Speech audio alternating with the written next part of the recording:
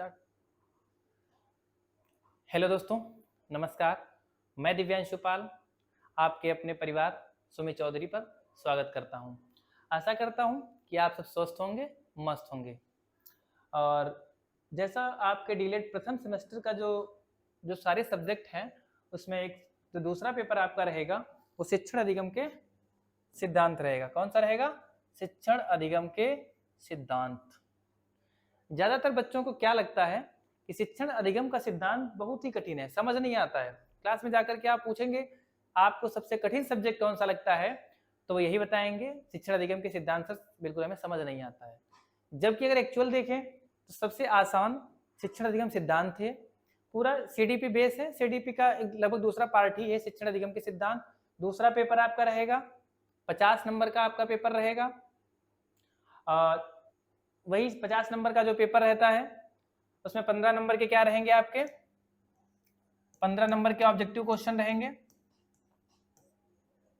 Score करने में।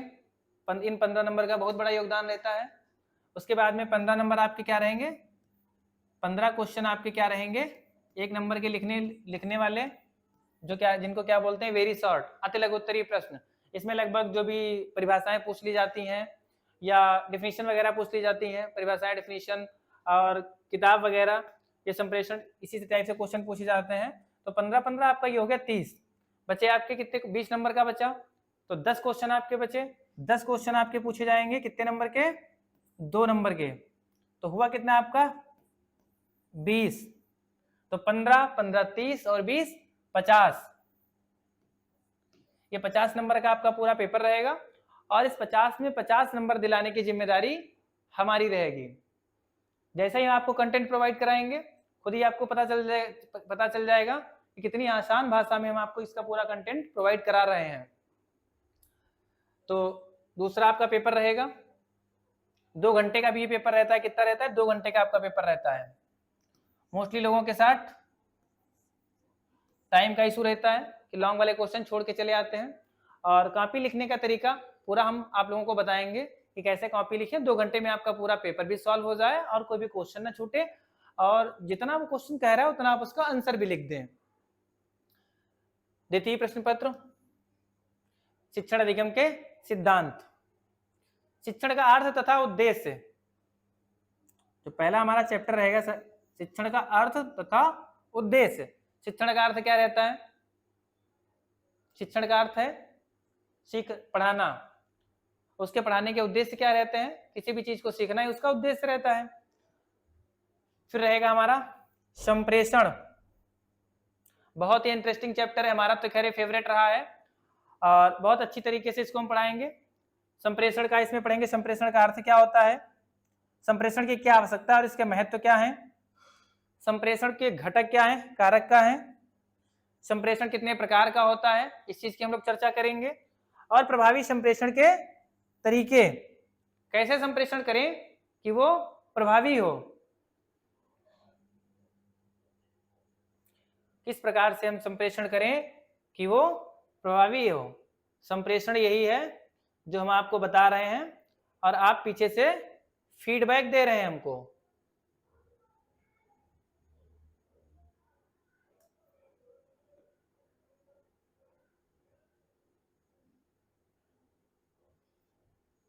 अगर हम आपको किसी भी चीज के बारे में बता रहे हैं और आप हमको अगर फीडबैक दे रहे हैं तो यही संप्रेषण है। विचारों का आदान प्रदान ही संप्रेषण है। 1 नंबर का हमने आपको इंट्रो में ही बता दिया। फिर आता है शिक्षण के सिद्धांत। किन सिद्धांतों का पालन करके, किन सिद्धांतों के आधार पर हम अपना शिक्षण करेंगे। करके सीखने का सिद्धांत। इस सिद्धांत के माध्यम से ही हमें पता चल रहा है कि करके सीखने का सिद्धांत, जब कुछ हम करेंगे तभी सीखेंगे और वो सीखना हमारा स्थायी मेमोरी में चला जाएगा जिसको हम कभी भी नहीं भूलेंगे। दूसरा रहेगा प्रेरणा का सिद्धांत। मोटिवेट करके किसी को सिखाया जा सकता है, तो ये रहेगा आपका प्रेरणा का सिद्धांत। रुचि का सिद्धांत। किसी चीज के बारे में आपको अगर किसी को सिखाना है तो उसके प्रति आपको उसके अंदर क्या कर देना है? रुचि पैदा कर देनी है।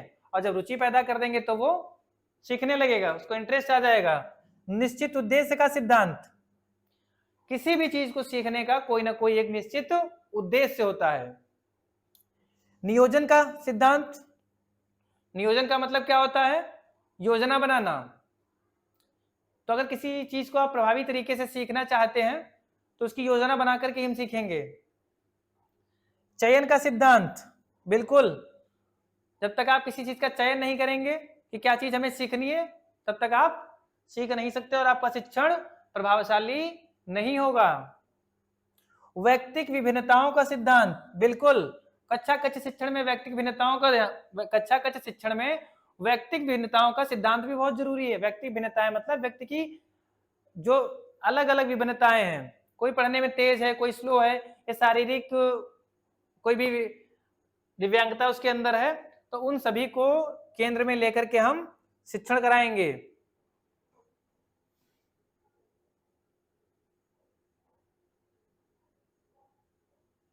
ठीक, व्यक्तिगत भिन्नताओं का सिद्धांत, लोकतांत्र, अरे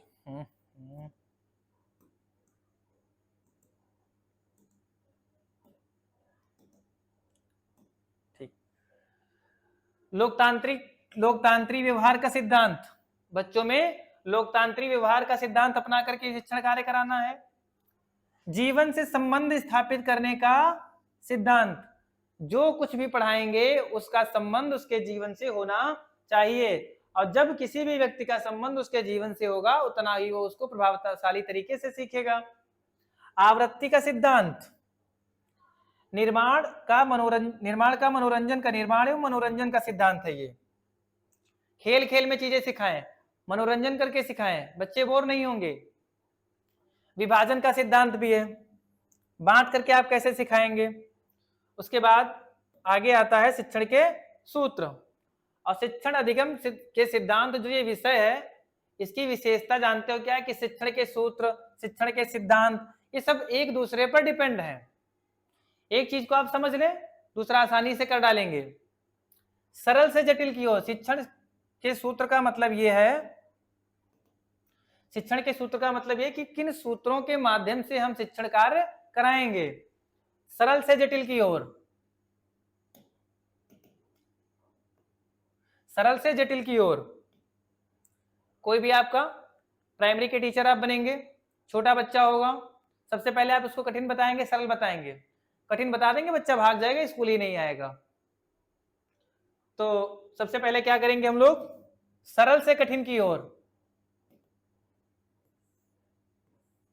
सरल से कठिन की ओर या सरल से जटिल की ओर। पहले बच्चे को हम सरल सरल चीजें बताएंगे, फिर धीरे धीरे उसका क्रम बढ़ता रहेगा जटिल की तरफ। ज्ञात से अज्ञात की ओर, पहले बच्चे को वो चीजें बतानी है जो बच्चे को पता है। ऐसी चीज बता देंगे जिसके बारे में बच्चा जानता नहीं है, चीजें समझ नहीं आएंगी, बच्चा इंटरेस्ट नहीं लेगा, आपका शिक्षण जो है वो प्रभावशाली नहीं होगा।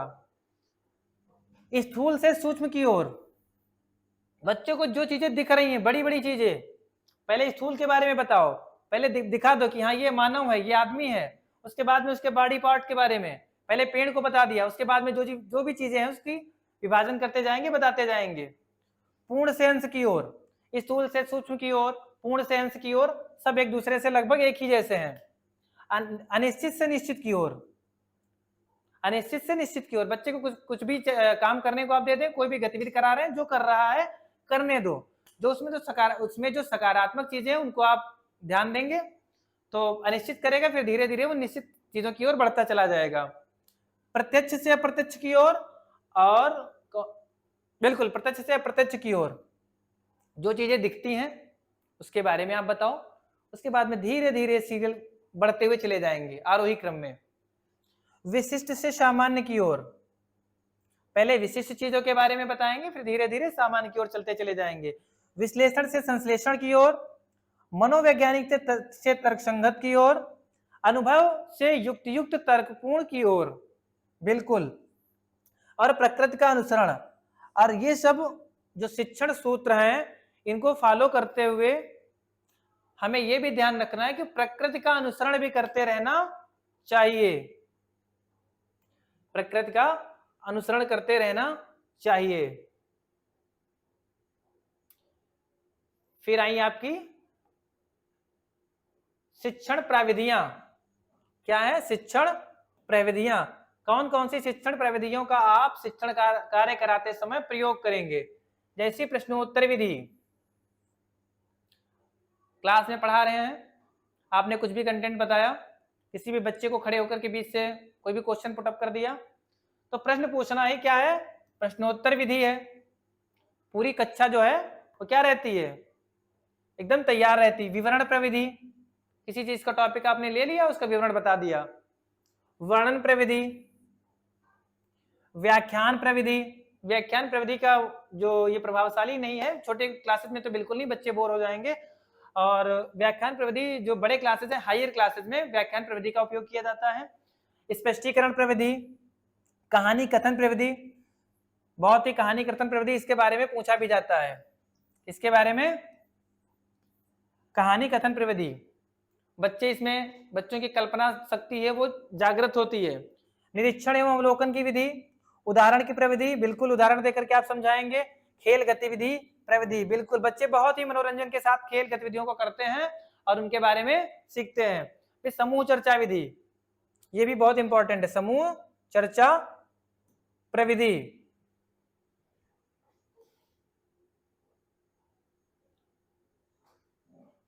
समूह चर्चा प्रविधि। फिर है प्रयोगात्मक कार्य प्रविधि, प्रोजेक्ट कार्य। वाद विवाद, बोलने की क्षमता बढ़ती है, तर्क करने की क्षमता में विकास होता है। कार्यशाला प्रविधि, भ्रमण विधि, स्थायी ज्ञान, बच्चों को टूर पे ले जाइएगा, भ्रमण कराइएगा। उसके बाद आती है शिक्षण की नवीन विधाएं। क्या क्या नई विधाएं हैं? बाल केंद्रित शिक्षण, पूरा शिक्षण कैसा है? बाल केंद्रित शिक्षण है, बालक को केंद्र में रख करके सारा शिक्षण कार्य संपन्न कराएंगे। क्रिया गतिविधि आधारित शिक्षण, बिल्कुल क्रिया का मतलब कोई भी एक्टिविटी करा करके उस पर आधारित शिक्षण कार्य कराएंगे। रुचिपूर्ण आनंददायी शिक्षण, रुचिपूर्ण होना चाहिए, आनंदमय होना चाहिए।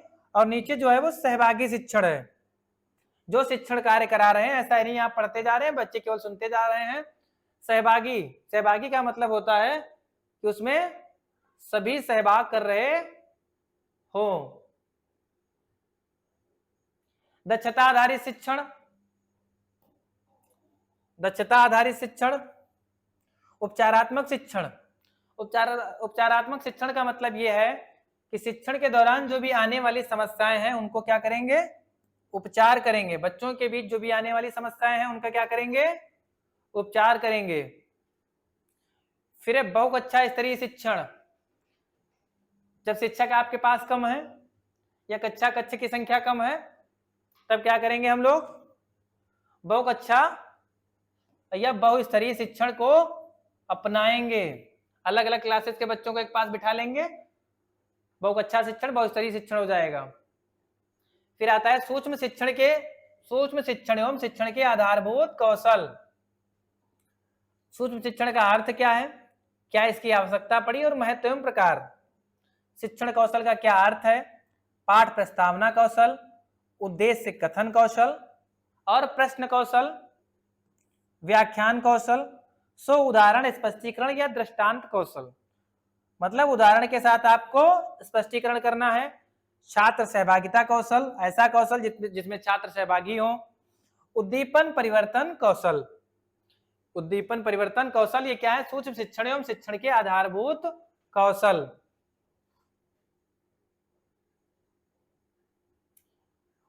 पुनर्बलन कौशल, पुनर्बलन का मतलब क्या होता है? पुनः बल देना। कक्षा में आपने कोई क्वेश्चन बच्चे से पूछा, अगर बच्चा बता पा रहा है तब तो बहुत अच्छा, अगर नहीं बता पा रहा तो ये नहीं कि चुपचाप तुम बैठ जाओ, नहीं बता पाओगे। पुनर्बलन का मतलब होता है उसको बल देना। हाँ बच्चा तुमने बहुत अच्छा प्रयास किया, हाँ ठीक, बिल्कुल ठीक है। पीठ थपथपाना, ये सब क्या है? पुनर्बलन कौशल। श्यामपट लेखन कौशल, पुनरावृत्ति कौशल का मतलब रिवीजन वाला। शिक्षण में एक से अधिक कौशलों एवं गतिविधियों का समावेश। एक शिक्षण में ज्यादा से ज्यादा कौशलों का उपयोग करें, गतिविधियों का उपयोग करें, उन्हीं के समावेशन से शिक्षण आपका बहुत ही प्रभावशाली होगा। अपेक्षित अधिगम स्तर, इसके नाम से ही पता चलता है, अपेक्षित अधिगम स्तर। जितनी आप अपेक्षा कर रहे हैं उसके अकॉर्डिंग उसका अधिगम स्तर होना चाहिए। जैसे किसी क्लास में बच्चा अगर पढ़ रहा है तो मिनिमम कुछ चीजें डिसाइड की जाती है कि न्यूनतम उस कक्षा के अकॉर्डिंग उस बच्चे को आना ही चाहिए। यही है अपेक्षित अधिगम स्तर। इसकी क्या क्या संकल्पना रहेगी? अधिगम स्तर की संप्राप्ति में अधिगम अनुभवों का संयोजन, अपेक्षित अधिगम प्रतिफल का अधिगम के पुनर्बलन में महत्व, बिल्कुल उसका क्या क्या प्रतिफल है और अधिगम के पुनर्बलन में क्या क्या उसका महत्व है। फिर आता है शिक्षण अधिगम सामग्री, बिल्कुल शिक्षण अधिगम सामग्री TL और M, TLM teaching learning material, जिसके माध्यम से शिक्षण अधिगम को हम बहुत ही प्रभावशाली तरीके से बताएंगे, समझाएंगे और बच्चे को उसका स्थायी ज्ञान होता है। तो ये TLM का क्या अर्थ है, उसकी क्या आवश्यकता पड़ी और इसका क्या महत्व है। शिक्षण अधिगम सामग्री के प्रकार, श्रव्य दृश्य सामग्री, दृश्य सामग्री, श्रव्य सामग्री, ये सब उसके प्रकार हैं। जब हम लोग कंटेंट आपको डिलीवर करेंगे इसका पूरा, तो उसके पूरा बहुत ही अच्छे से हम इसके बारे में डिस्कशन करेंगे। फिर उत्तम शिक्षण अधिगम सामग्री की विशेषताएं, ऐसी अधिगम सामग्री हो जिससे उत्तम शिक्षण हो, उसकी क्या क्या विशेषताएं हैं। शिक्षण अधिगम सामग्री के प्रकार, इंद्रिय जनित अधिगम कराने हेतु विभिन्न पदार्थ, वस्तुएं, क्रियाएं यथा स्पर्श, सूंघना, चखना, और दृश्य सामग्री। दृश्य सामग्री मतलब देख करके इसके बारे में सिखाएंगे। इसमें ग्लोब है, मॉडल वगैरह, ये सब इसके एग्जाम्पल हैं। प्रशिक्षु एवं बच्चों द्वारा निर्मित सामग्री, बाजार से क्रय सामग्री, मोस्टली जितना TLM में हो पाए क्या है, कह रहा बच्चों द्वारा निर्मित सामग्री। अगर बच्चे अपने द्वारा अपने शिक्षक के प्रशिक्षु की मदद से जो भी सामग्री जो भी आसानी से मिल जाए उससे TLM बनाएंगे। बाजार से क्रय सामग्री, जो चीजें नहीं है वो बाजार से क्रय कर लेंगे, जो कम मूल्यों पर आसानी से बाजार में मिल जाती हैं, और TLM उतना ही प्रभावशाली उनसे बनता है। विभाग द्वारा प्रदत्त सामग्री, इसके लिए विभाग भी आपको सामग्री प्रोवाइड कराता है। Operation black board kit, operation black board के बारे में जो किट है इसके बारे में आप लोगों को बताएंगे क्या क्या इसमें होता है। जो भी विद्यालय की जो भौतिक सुविधाएं जो होती हैं वो ऑपरेशन ब्लैक बोर्ड की किट में आती हैं। गणित किट है, विज्ञान किट है, पाठ्य पुस्तक है, प्रशिक्षण साहित्य, अनुपूरक अध्ययन सामग्री, शिक्षक संदर्शिका आदि। प्रकृति से प्राप्त वस्तुएं, जड़ें, बीज, सीके, पत्तियां, टहनियां, बालू, कंकड़, पत्थर इत्यादि। उत्तम शिक्षण अधिगम सामग्री की क्या क्या विशेषताएं हैं, कि कैसे शिक्षण अधिगम सामग्री को बनाएं जो उत्तम हो। उत्तम का मतलब वही हमने बताया कि मोस्टली ऐसी चीजें आप उसमें इन्वॉल्व करिएगा जो आपके आसपास से मिल जाती हैं। जो चीजें नहीं मिलती हैं वो आप मार्केट से सस्ती, जो भी कम लागत पर है, खरीद सकते हैं। पहला ही उसका पॉइंट यही देखो है कि बिना लागत के प्राप्त, मतलब कोशिश करिए कि इसमें कोई भी लागत ना लगे। जो भी चीजें हमारे घर में आने वाली गत्ते वगैरह बच जाते हैं उसके माध्यम से। अल्प लागत मतलब अगर लागत लगे तो कम लगे। बहुउद्देशीय सामग्री, ऐसी सामग्री का प्रयोग करें जिसके उद्देश्य बहु, तो ऐसा नहीं हमने कोई भी TLM बना लिया एक ही कक्षा में उसका प्रयोग कर रहे हैं। एक से अधिक कक्षाओं में उसका प्रयोग हो सके, एक से अधिक विषयों में उसका प्रयोग हो, और एक से अधिक पाठों प्रकरणों में उसका प्रयोग हो। विषयवार पाठ्य वस्तु के अनुरूप शैक्षिक उपयोगिता, बच्चों की रुचि, आयु और मानसिक स्तर के अनुरूप हो। ऐसा TLM बनाएं जिसमें बच्चों की रुचि भी हो, उनकी आयु और मानसिक स्तर के अनुरूप हो। ऐसा नहीं आपने कोई भी TLM बना दिया और बच्चों की जो मानसिक स्तर उससे ऊपर जा रहा, बच्चा कोई भी उसमें रुचि नहीं लेगा और आपका बनाना व्यर्थ हो जाएगा। कक्षा व्यवस्था के अनुरूप सामग्री का आकार, जैसी कक्षा व्यवस्था है उसी के अनुरूप सामग्री का आकार भी होना चाहिए और उसका प्रकार भी होना चाहिए। फिर है शिक्षण में आसानी से प्रयोग करने योग्य शिक्षण अधिगम सामग्री के निर्माण, प्रयोग तथा रखरखाव में सावधानियां। शिक्षण अधिगम सामग्री हमने बना ली, उसका प्रयोग कर लिया और इधर उधर डाल दिया, दोबारा जब हमें जरूरत होगी नहीं मिलेगी। तो कह रहा अधिगम सामग्री का निर्माण किस तरीके से करना है, उसका प्रयोग कैसे करना है, लॉन्ग टाइम तक चलती रहे ऐसा प्रयोग करो। रखरखाव में सावधानियां, कुछ चीजें उनको बहुत ही सावधानी से, जैसे आपने अगर कांच वगैरह का इस्तेमाल किया है तो बहुत सावधानी से उसको रखेंगे। तो ये था हमारा पूरा सिलेबस, आपका जो दूसरा पेपर था शिक्षण अधिगम के सिद्धांत। तो शायद आपको थोड़ा बहुत अंदाजा लग ही गया होगा कि एक सब्जेक्ट है, बहुत ही आसान रहने वाला है। और शिक्षण अधिगम का ये ऐसा जो विषय है, जरूरी नहीं जो किताब में लिखा अगर उसको हम रट करके लिखेंगे ना ही हमें नंबर अच्छे मिलेंगे और ना ही हम वहां पे लिख पाएंगे। शिक्षण अधिगम का सिद्धांत पूरा अपने ऊपर डिपेंड है, किस तरीके से आप चीजों को समझते हैं वही चीजें आपको ज्यों का त्यों, भाषा भी नहीं बदलनी है, वैसे ही लिख देना, बहुत ही आपका अट्रैक्टिव रहेगा, पूरा मार्क्स आपको मिलेगा, ये मेरी 101% गारंटी रहेगी। और इसी के साथ अब जो आगे आने वाली हमारी क्लास रहेगी कंटेंट को लेकर के, चैप्टर के अकॉर्डिंग पूरा कंटेंट रहेगा और उसके जो भी चैप्टर रहेगा उसके लास्ट में जो भी एमसीक्यू दिए गए हैं वह वैकल्पिक, वो भी हम लोग इसमें रखने का प्रयास करेंगे जिससे पढ़ने के बाद में उसका पूरा रिवीजन हो जाए। तो इसी के साथ आज की क्लास बस इतनी ही। तो धन्यवाद, जय हिंद।